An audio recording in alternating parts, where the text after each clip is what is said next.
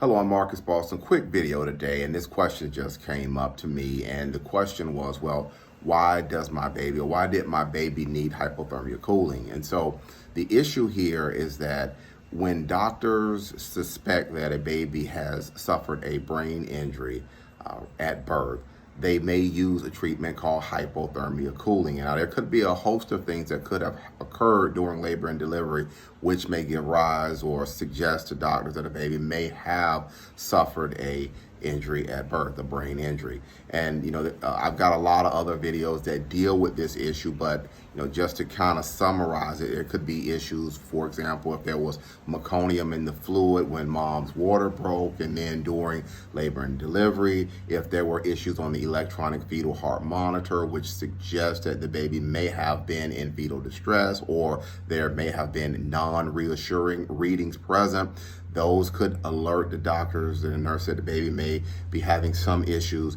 There could be also issues at the time of birth if the baby needed to be resuscitated, if there was some oxygen problems, the baby had to be taken to the NICU. All of these things could, in some instances, suggest that a baby has suffered a brain injury. Now, when certain things are present, hypothermia cooling is something that is now being used to help when there is a suspected brain injury. Now, there are specific criteria and there's some specific things that have to be done for hypothermia cooling. One of the big ones is that the baby is going to be cooled for about 72 hours. And there's some more other things that are going to come into play. But the big thing with hypothermia cooling is what it's looking to do is it's looking to slow down or to stop the spread of the injury.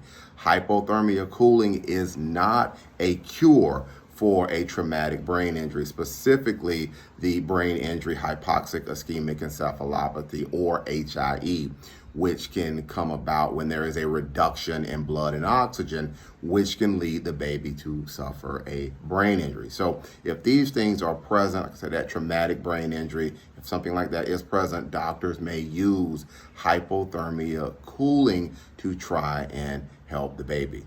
If you have more questions, if you're here today and you're looking at this video because your baby has suffered a brain injury at birth and you would like to speak with me further about what your child has going on, I would advise you to go ahead and pick up the phone and call the telephone number on your screen. I talk with families all the time about these issues.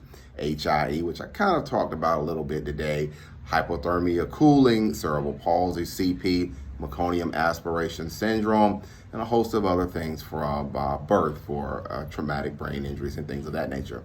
One more thing I want to remind you is that I practice law in the state of Maryland. And if you contact me, because this video is on the internet and I can't control who's going to watch it, but if you're not in Maryland and you contact me, just understand that if you're not in Maryland, I have to use what we call co-counsel or local counsel. And in other words, that's an attorney in your state. And that's something that we can help assist you with. But I just want to make sure that you understand that co-counsel or that local counsel aspect of things if you're not in Maryland.